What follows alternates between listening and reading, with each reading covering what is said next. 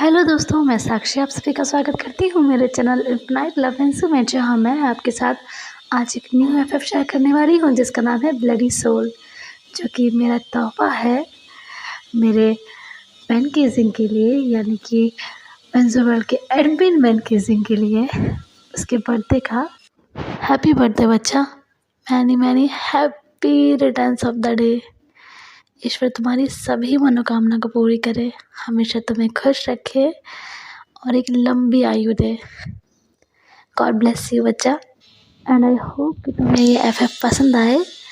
सो अब हम इस एफएफ की तरफ बढ़ते हैं, यानी कि बेंजोवर्ल्ड के एडमिन पेन केसिंग के गिफ्ट की तरफ बढ़ते हैं। अब शुरुआत करने से पहले मैं आप सबसे एज़ यूजुअल माफ़ी मांगना चाहूँगी, क्योंकि आप लोग सुन पा रहे होंगे बैकग्राउंड में कितना शोर मच रहा है, तो उसके लिए मैं बहुत बहुत क्षमा प्रार्थी हूँ। एंड अब फाइनली हम इस न्यू एफएफ की तरफ बढ़ते हैं। कहानी की शुरुआत में हमें एक जगह दिखाई जाती है जहाँ पर बहुत अंधेरा हो रखा होता है। वहाँ पर चारों ओर मशालें जल रही होती हैं और काले कपड़ों में कई सारे लोग खड़े होते हैं, दो लाइंस में, लाइक एक इस साइड और दूसरे उस साइड। वहाँ बीच में एक बड़ा सा प्लेटफॉर्म बना होता है जो कि थोड़ा ऊपर उठा होता है। उस प्लेटफॉर्म के चारों ओर कैंडल्स लगी होती हैं और बीच में एक काले कलर की किताब रखी होती है और उसके आसपास काले जादू का सामान रखा होता है। और वहीं पर उसी प्लेटफॉर्म पर एक छोटा सा प्लेटफॉर्म और बना होता है जो कि उससे थोड़ा ऊंचा होता है। वहाँ पर एक मूर्ति रखी होती है जो कि बहुत ही ज़्यादा भयानक दिख रही होती है। उस जगह से बहुत ही ज़्यादा नेगेटिव वाइब आ रही थी। वो सभी लोग ऐसे ही वहाँ पर खड़े थे और उन्हें देखकर ऐसा लग रहा था कि वो शायद किसी का इंतज़ार कर रहे हैं। तभी वहाँ का गेट खुलता है और वो सब लोग ऊपर की तरफ देखते हैं, क्योंकि गेट ऊपर था और वो सब लोग काइंड ऑफ एक बेसमेंट जैसी जगह पे थे। अब हमें दिखाया जाता है कि उस खुले हुए गेट के साथ ही वहाँ पर एक लड़की खड़ी होती है जो कि बहुत ही ज़्यादा खूबसूरत होती है। उसने रेड कलर की ड्रेस पहनी होती है जो कि कटिंग वाली ड्रेस थी, लाइक उससे उसका एक लेग पूरा पूरा दिख रहा होता है। उसकी नीली गहरी आँखें और उसके लंबे घने बाल जो कि उसकी कमर तक आ रहे थे, वो दोनों उसकी खूबसूरती पे और चार चांद लगा रहे थे।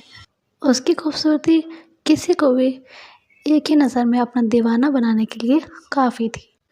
उसके पीछे एक लड़का खड़ा था जो कि बहुत ही ज़्यादा खूबसूरत था, उसी लड़की की तरह, और उसकी एज यही कोई 27-28 साल की होगी।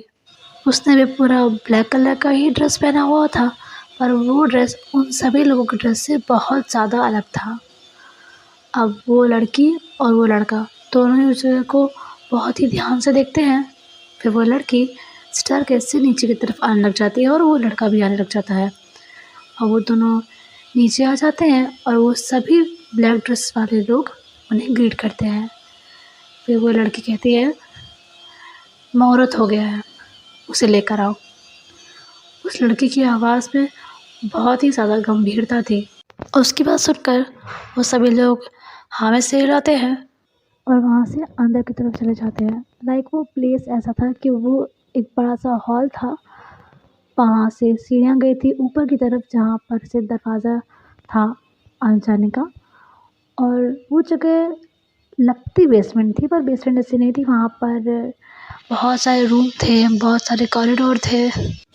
तो उन्हीं में से एक कॉरिडोर की तरफ कुछ लोग जाते हैं और बाकी सारे लोग उनके साथ खड़े होते हैं, लाइक उस लड़की के साथ और वो जो लड़का उसके पीछे था उस लड़के के साथ। वो लड़की अभी उसी प्लेटफॉर्म पर रखी हुई इस मूर्ति को देखे जा रही होती है और उसके चेहरे पर अभी बहुत ही अजीब तरह के एक्सप्रेशन होते हैं। उसकी आँखों में एक अलग तरह की चमक होती है और वहशत भी होती है।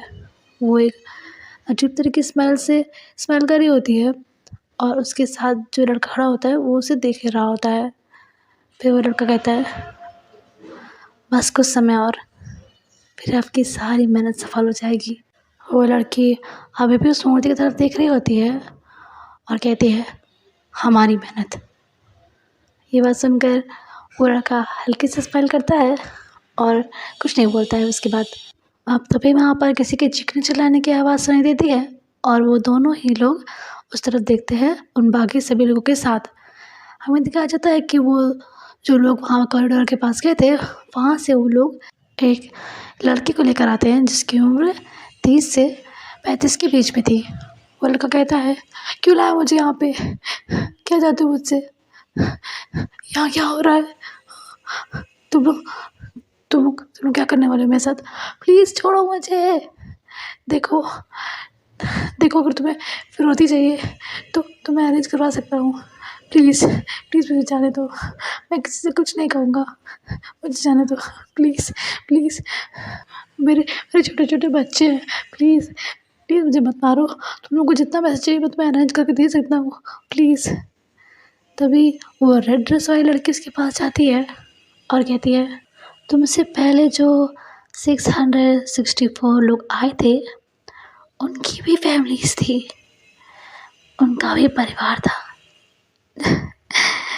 जब मैंने उनके बारे में नहीं सोचा तो तुम्हारे बारे में कैसे सोच सकती हूँ, ये तो गलत होगा ना।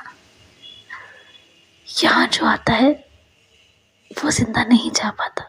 फिर वो एक एक करके उन दोनों लोगों की तरफ देखती है जिन्होंने उस इंसान को पकड़ा हुआ होता है और कहती है, इसे प्लेटफॉर्म पर लेकर आओ। वो दोनों लोग नोट करते हैं और उसे ले जाने लगते हैं। वो लड़का बहुत ही ज़्यादा रोए जा रहा होता है, बहुत ही गिड़गिड़ा रहा होता है, पर उस लड़की को उस पर ज़रा सा भी रहम नहीं आता। वो लोग उस इंसान को वहीं पर प्लेटफॉर्म पर एक लेटने वाली जगह होती है जहाँ पर वो लोग ये रिचुअल करते थे, वहाँ पर लिटा देते हैं और चारों तरफ से उसे बांध देते हैं, लाइक उसके हाथ पैर बांध देते हैं। वो लड़का बहुत ही ज़्यादा रो रहा होता है। अब वो लड़की वहाँ पर बने एक कॉरिडोर के अंदर चली जाती है और कुछ समय बाद ड्रेस चेंज कर कर वापस आती है और इस समय उसने भी ब्लैक कलर की ही ड्रेस पहनी होती है। फिर वो उस प्लेटफॉर्म पर जाकर बैठ जाती है और उस किताब को खोलती है और उसमें लिखे मंत्रों का उच्चारण करने लग जाती है। इसी प्रकार से जो उसकी ब्लैक मैजिक वाली रिचुअल थी वो प्रारंभ होती है। कुछ समय के पश्चात वो लड़की वहाँ से उठकर खड़ी हो जाती है। वो लड़की वहाँ पर एक बॉक्स होता है लंबा सा, उसे खोलती है, उसमें से एक तलवार निकालती है और उस इंसान की तरफ बढ़ने लग जाती है। वो लड़का कहता है, नहीं नहीं प्लीज़ प्लीज़ ऐसा मत करो, प्लीज़ प्लीज़ मुझे जाने दो, मैं किसी से कुछ नहीं कहूँगा, मैं किसी से कुछ नहीं कहूँगा। तो वो लड़की उस तलवार की दूसरी साइड को उसके चेहरे की तरफ फिराती है और कहती है, ना समझ, तुम तो वैसे भी आज के बाद कुछ नहीं कह पाओगे। वो लड़का रो रहा होता है। सो वो लड़की कहती है, रो मत, तुम्हें तो खुश होना चाहिए कि तुम्हारी मौत और तुम्हारी ज़िंदगी किसी के इतने काम आ रही है। तुम्हें पता नहीं है कि तुम कितने खास हो जो मैंने तुम्हें चुना है। ये दुनिया भले ही तुम्हें एक ऑर्डिनरी इंसान समझे, पर तुम्हारी वैल्यू मैं जानती हूँ। तुम्हारा जन्म मेरे लिए ही हुआ था और तुम्हारी मृत्यु भी मेरे लिए होगी। ये कहते ही वो तलवार को उसके सीने के आर पकड़ देती है। वो इंसान चिल्लाता रह जाता है, पर अब बहुत देर हो चुकी थी। वो लड़का मर जाता है और वो लड़की उसके शरीर से उसका दिल निकाल लेती है और फिर उस दिल को अपने दोनों हाथों में लेती है और बड़े ही प्यार से उसे देखे जा रही होती है। फिर वो उस दिल को उठाकर, मतलब अपने हाथों में लेकर उस तरफ उस मूर्ति के पास जाती है और उसका खून उस मूर्ति पे गिरने लग जाती है। फिर वो उस हार्ट को उस मूर्ति के ऊपर से अलग करती है और कहती है, डायरिन, अपनी इस दासी की इस भेंट को स्वीकार कीजिए और मुझे कृतज्ञ कीजिए। फिर वो उस हार्ट को अपने मुंह की तरफ लेकर जाती है और उसका सारा खून पीने लग जाती है।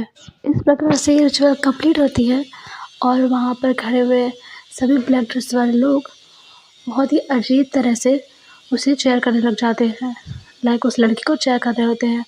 और वो ब्लैक ड्रेस वाला लड़का वो तो बस उसे देखे जा रहा होता है। उसके चेहरे पर अभी बहुत ही ज़्यादा सीरियस एक्सप्रेशन होते हैं, वो बस एक टाइम उस लड़की को देखे जा रहा होता है। अब यहाँ से हमारा सीन शिफ्ट होता है, हमें थोड़ी देर बाद का सीन दिखाया जाता है। वो लड़की खिड़की के पास खड़ी होती है और चाँद को देखे जा रही होती है। और उसे देखकर स्माइल कर रही होती है।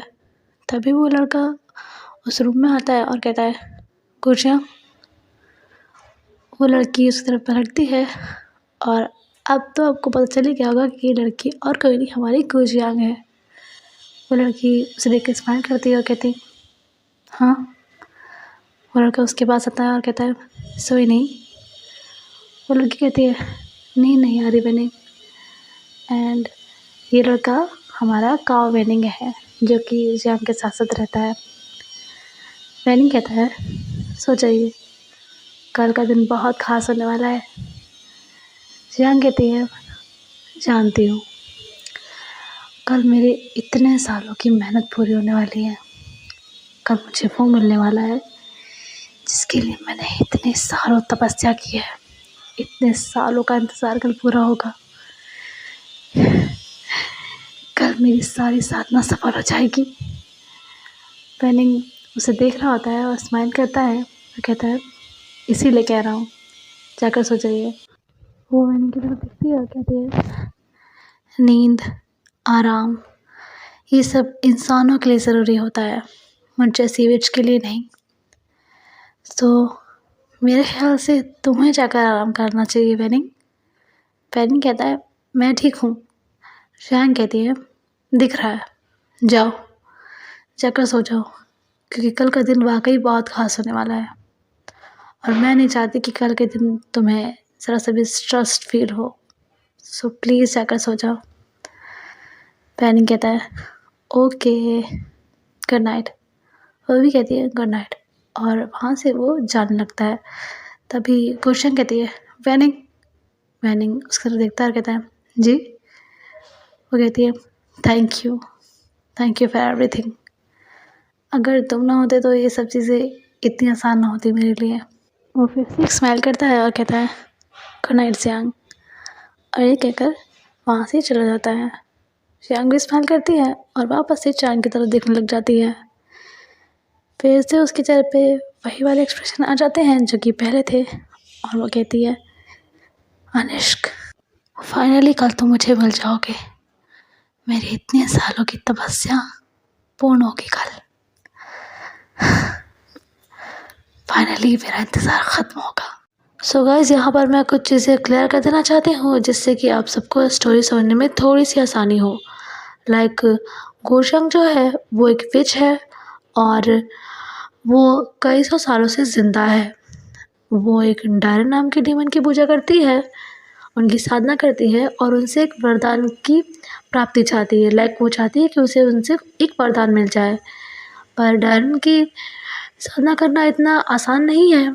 जितना शक्तिशाली वो डीमन है उतनी ही कठिन उसकी साधना है।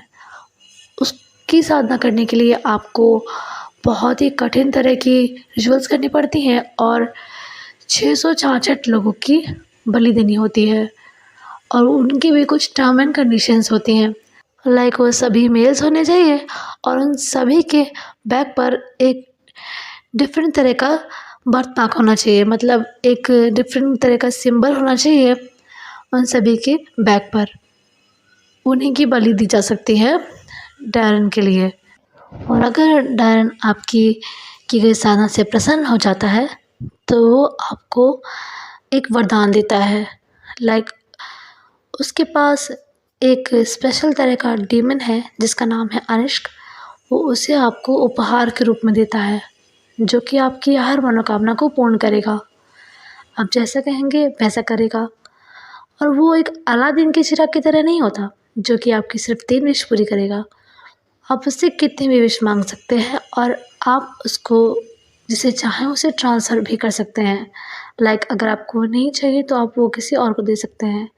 वैसे ऐसा होता तो नहीं, क्योंकि अगर आपको कोई मिल जाए जो आपकी हर मुराद को पूरी करे, आप उसे क्यों भला किसी और को देंगे। पर बाय चांस अगर ऐसी कोई नौबत आए तो आप ऐसा कर सकते हैं। सो जियांग इसीलिए ये सब कर रही है ताकि वो डायरन से अनिष्क को प्राप्त कर सके। अनिष्क एक ताकतवर डीमन है जिसके पास कई तरह की पावर्स हैं। लाइक वो हील कर सकता है, लाइट की स्पीड से इधर से उधर सेकेंड्स में जा सकता है और किसी भी वस्तु, जानवर, मनुष्य को काबू कर सकता है। और किसी को भी एक बार देखकर उनकी आँखों में आँखें डालकर उनके मन की सारी बात को पता कर सकता है। लाइक एक बात वो पता कर सकता है और ऐसे कई सारी पावर्स है उसमें।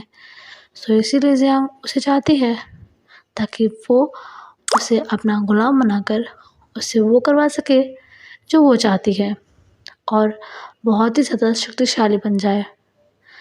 एंड रही बात काओ वेनिंग की, तो काओ वेनिंग के पूर्वज भी ज़ियांग को सर्व करते थे, उसके साथ ही रहते थे और वो जैसा कहते थे वैसा करते थे। एंड अब वेनिंग उनके वंश का आखिरी चिराग है, तो वो भी ज़ियांग के लिए वैसे ही करता है, पर उसे इस काम में बिल्कुल भी प्रॉब्लम नहीं होती। उसे ये काम बहुत पसंद है, वो ज़ियांग की बहुत रिस्पेक्ट करता है और उसे पसंद भी करता है। He has feelings for her, पर ज़ियांग के लिए ऐसा नहीं है। वो बस उसे एज अ हेल्पर देखती है, उसके लिए उसका मकसद ही सब कुछ है। ये सब चीज़ें उसके लिए मायने नहीं रखती और ये बात वेनिंग भी जानता है, बट वो स्टिल उसे चाहता है। अब यहाँ से हमारा सीन शिफ्ट होता है और हमें नेक्स्ट मॉर्निंग का सीन दिखाया जाता है कहीं और का। हमें दिखाया जाता है कि एक लड़का मंदिर में पूजा कर रहा होता है और पूजा करने के बाद वो वहाँ पर जो पुजारी जी होते हैं उन्हें भी ग्रीट करता है। वो लड़का आज बहुत ही ज़्यादा खुश लग रहा था। पंडित जी उसे देखते हैं और कहते हैं, क्या बात है ऋषि बेटा, आज तो बहुत ही ज़्यादा खुश लग रहे हो। एंड गाइस, ये है हमारा साउथ इशू जो कि इस एफएफ में वर्सेटाइल है, no top no bottom. So back to the story. शिशु स्माइल करता है और कहता है, जी पंडित जी, मुझे जॉब मिल गई है, इसलिए भगवान को थैंक यू कहने आया था। पंडित जी ये सुनकर बहुत ही खुश हो जाते हैं और कहते हैं, सच में? शिशु कहता है, जी। वो कहते हैं, तो बहुत ही अच्छी बात है। फिर वो शिशु के सर पे हाथ रखते हैं और कहते हैं, ईश्वर सदा तुम्हें ऐसे ही खुश रखे, खूब तरक्की करो। शिशु भी एक स्माइल करता है और उसके बाद थोड़ी देर बाद वो वहाँ से चला जाता है घर की तरफ। वो पंडित जी उसे जाते हुए देख रहे होते हैं और उनके साथ जो वहाँ एक और पंडित जी काम करते थे उनकी तरफ देखते हुए कहते हैं, कितना नेक इंसान है ना, हमेशा सबके लिए सोचता है। पता नहीं बेचारा कैसी किस्मत लेकर आया है जिसके घर वाले इसके साथ जानवर जैसा बर्ताव करते हैं। मैं तो बस ईश्वर से यही प्रार्थना कर सकता हूँ कि इसे कोई ऐसा मिले जो इसे सच में प्यार करे, इसकी केयर करे, जितना मासूम है ना इसका ख्याल रखे। वो दूसरे वाले पंडित जी उनके कंधे पे हाथ रखते हैं और कहते हैं, ईश्वर बड़ा दयालु है, अच्छे लोग सब अच्छा ही करेगा।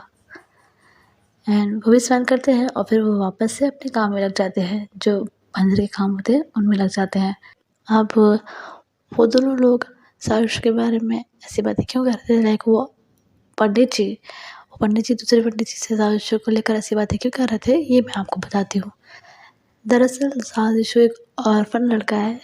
वो जब बहुत छोटा था, लाइक 1 साल का, तब साओजिंग और उसकी पत्नी ने उसे गोद लिया था और उसे अपने घर ले आए थे। वो उसे बहुत ही प्यार करते थे, लेकिन तब तक जब तक साओजिंग की अपनी कोई औलाद नहीं हुई, लाइक उसकी जो बीवी थी उसकी अपनी कोई औलाद नहीं हुई। लेकिन जैसे ही उनकी औलाद हुई, उनका बड़ा बेटा प्रिंस जैसे ही पैदा हुआ, साओशु के लिए उनका प्रेम खत्म हो गया। प्रिंस के बाद साओजिंग की 2 और संतानें हुई, युवान और लुओ।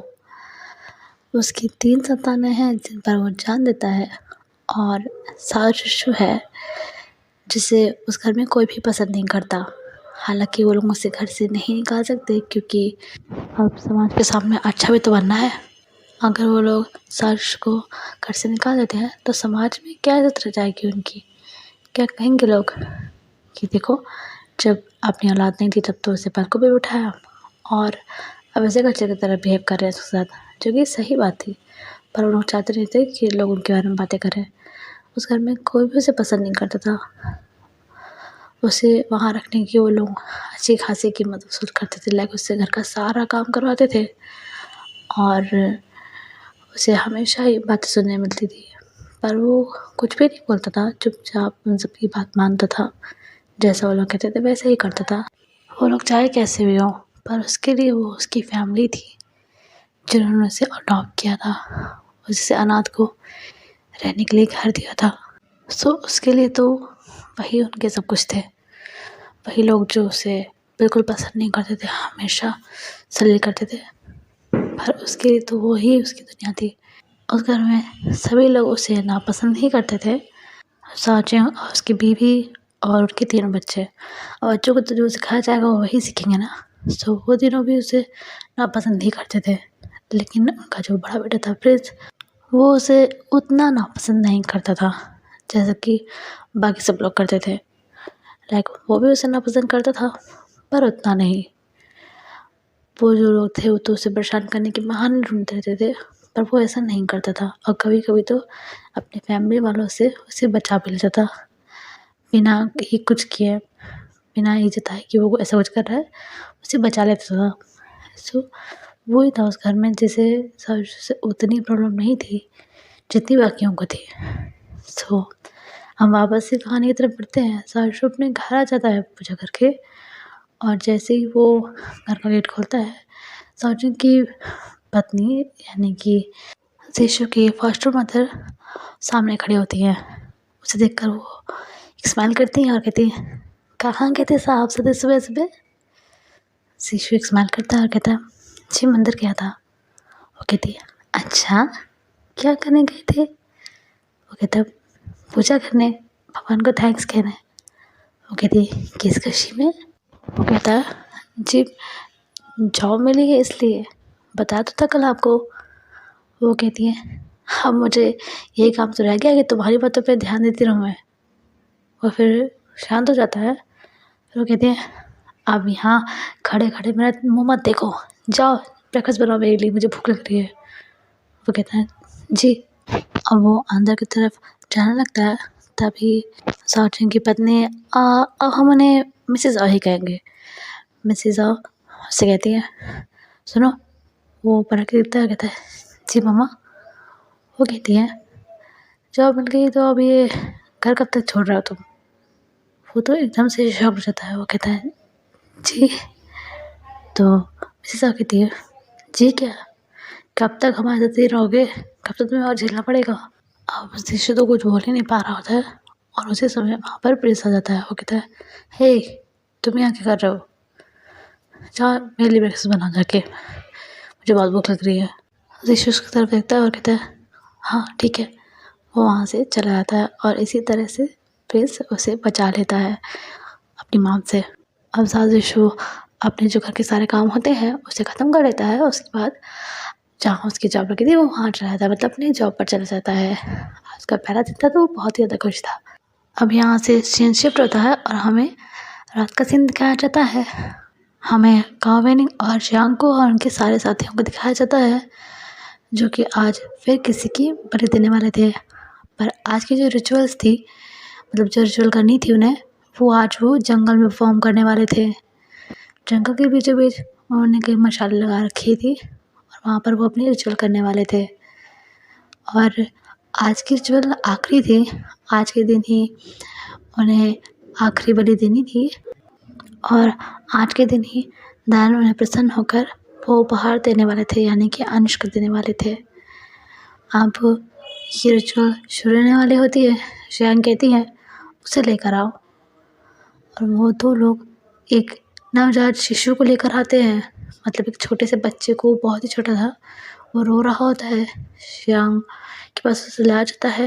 वैनिंग उसे देखे जा रहा था उस बच्चे को, और हालांकि इतने लोग मरे थे उसे इस बात से कोई फ़र्क नहीं पड़ रहा था, पर उस बच्चे की हत्या हुई हुआ नहीं जाता था। पर वो जियांग के विरुद्ध ना तो जाना चाहता था और ना ही जा सकता था। वो जियांग की तरफ देखता है और उस बच्चे की तरफ देखता है। जियांग समझ जाते हैं कि वैनिंग कंफर्टेबल नहीं है, तो वैनिंग से कहती है, तुम जाओ यहाँ से वैनिंग। वैनिंग कहता है, नहीं नहीं नहीं, मैं ठीक हूँ, मैं ठीक हूँ जियांग। वो कहती है, मैंने तुमसे कल ही कहा था कि आज का दिन बहुत ख़ास है, मैं नहीं चाहती कि आज के दिन तुम स्ट्रेस आउट रहो। तुम जाओ, हम चल करके बाद में मिलते हैं। वो कहता है नहीं जियांग। तो जियांग कहती है वैनिंग तुम जाओ, यहाँ जो होगा तुम देख नहीं पाओगे। वैनिंग फिर उसके बाद मान जाता है और वहाँ से चला जाता है। अब हमें सार्श को दिखाया जाता है जो कि अपने ऑफिस से निकल गया होता है अपने घर की तरफ, पर उसे इस समय कोई टैक्सी नहीं मिल रही होती है।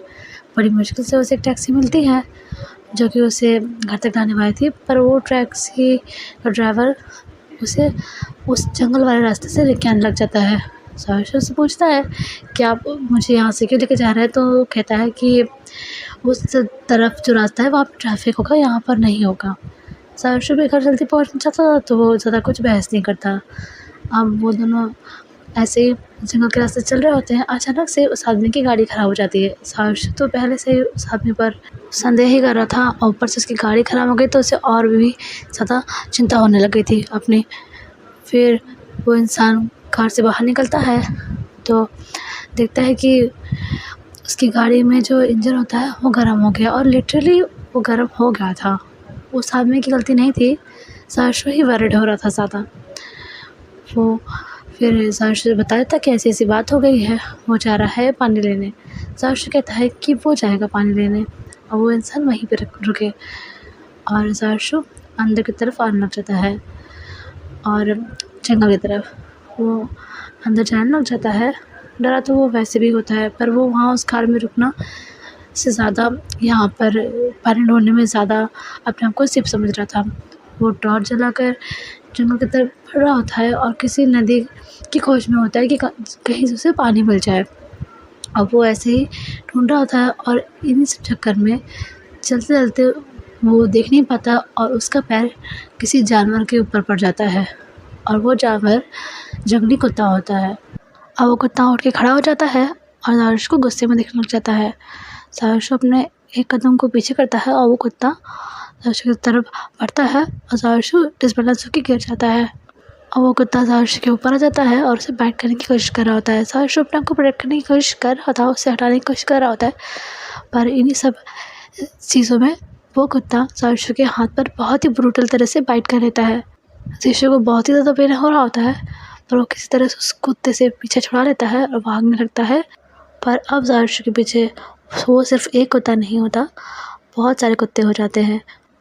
अब उस एक कुत्ते के साथ साथ बहुत सारे कुत्ते सार्श का पीछा कर रहे होते हैं। सार्श बदहवास सा इधर से उधर भाग रहा होता है, क्योंकि अगर वो जंगली कुत्ते उसे काट लेते तो बहुत ही बुरा होता है उसके साथ। वो ऐसे ही भाग रहा होता है इधर से उधर, और अब वो फंस चुका होता है जंगल में। वो जहाँ से आया था वो रास्ता काफ़ी दूर रह गया था, वो जंगल में ही भटक रहा होता है। वो बस धमाल से इधर से उधर भाग रहा होता है और वो कुत्ता उसके पीछे कर रहे होते हैं। हमें दूसरी तरफ का सीन दिखाया जाता है। जियांग उस बच्चे को वहाँ पर जो प्लेटफॉर्म बनाया होता है उन्होंने आर्टिफिशियल टाइप का, हाँ, वो उस पर लटा देती है और अपना जो भी रिचुअल करनी होती है वो कर रही होती है। उसके बाद उस बच्चे को मार देती है, उसका दिल निकालती है, और इस बार वो उस मूर्ति को नहीं चढ़ाती, वो दिल उसका खून उस पर नहीं चढ़ाती, एक बोल में उसका खून इकट्ठा करती है। और फिर वहाँ पर जो बाकी लोग होते हैं वो सब भी अपना अपना खून उसमें डालने लग जाते हैं। आज की रिचुअल कुछ ऐसी ही थी। जो दायरन को बलि दी जाती है उनमें से आखिरी बलि जो होती है 666 वाली जो बलि होती है वो एक नवजात शिशु की होती है।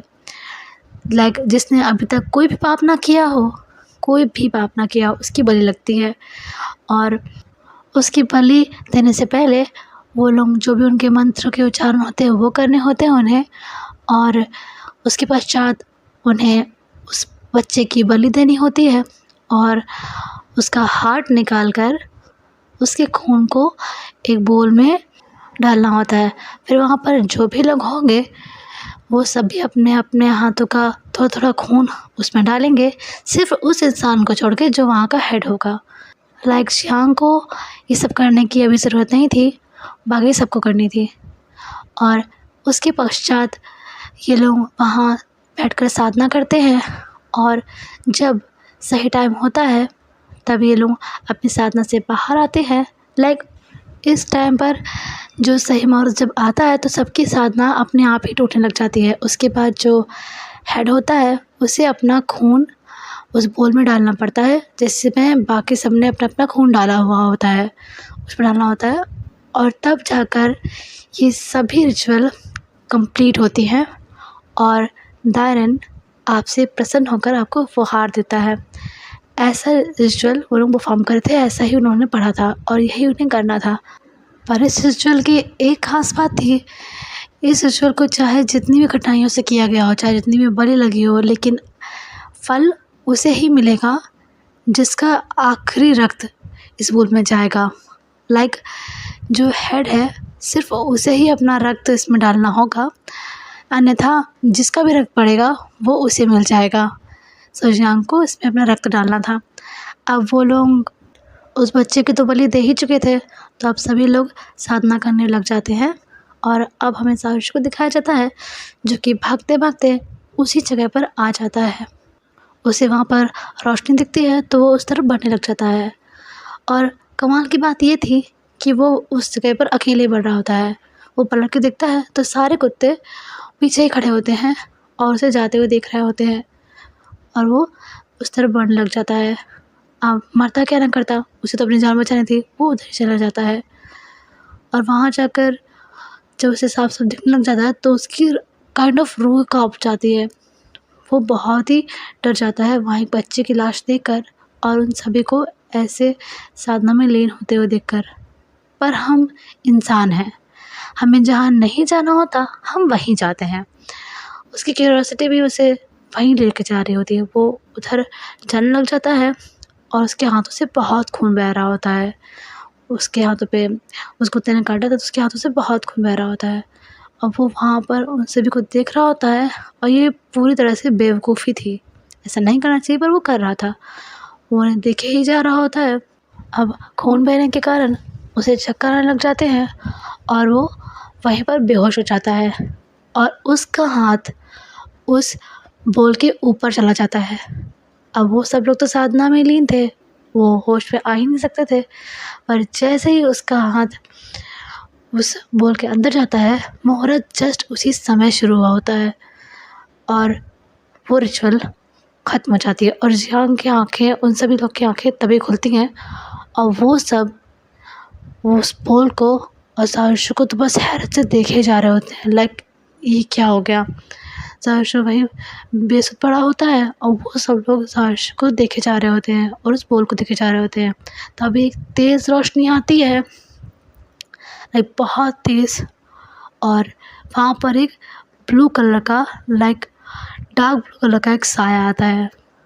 वो उन सभी को देख रहा होता है और फिर ज़मीन पर पड़े सावित्री को देखता है और कहता है, आपकी प्रार्थना स्वीकार हुई। और ये है हमारा अनिष्क, लाइक हमारी कहानी का second main lead, like main lead. वो सभी लोग उठ के खड़े हो जाते हैं और उसे देखने ही लग जाते हैं, लाइक अनिष्क को देखने ही लग जाते हैं। और अनिष्क सावित्री को देख रहा होता है जो कि बेहोश पड़ा होता है। वह फिर उन लोगों की तरफ देखता है और इस समय जियांग और वो सभी लोग बहुत ही ज़्यादा गुस्से में होते हैं। लाइक उनकी इतनी मेहनत, इतनी ज़्यादा मेहनत की उन लोगों ने, कैसे कैसे लोग को वो लोग लेकर आए, और आज के दिन का उन सब ने इतना इंतज़ार किया था, इतनी तपस्या की, इतनी रिचुअल्स, उन सब का फल एक पल में उनसे छिन गया। सो बेसिकली अब अनिष्क सावित्री का गुलाम है। सावित्री जो चाहेगा वो करेगा एंड उसी के साथ रहेगा। एंड फिलहाल के लिए इतना ही गाइस, मैं मिलती हूँ आपको नेक्स्ट चैप्टर में। तब तक के लिए वीडियो पसंद आया हो तो लाइक कर दीजिएगा, चैनल पे नया सब्सक्राइब कीजिएगा, वीडियो को शेयर कर दीजिएगा और कमेंट 6 लिख दीजिएगा। आई होप कि मेरे बदमाश बच्चे को ये पसंद आया। मैंने बहुत ही जल्दी में रिकॉर्ड की है, यहाँ कुछ दिनों से कुछ प्रॉब्लम चल रही है तो मैं रिकॉर्डिंग नहीं कर पा रही थी। सो मैंने बहुत ही जल्दबाजी में रिकॉर्ड की है। मैं बस उसे तोहफ़ा देना चाहती थी।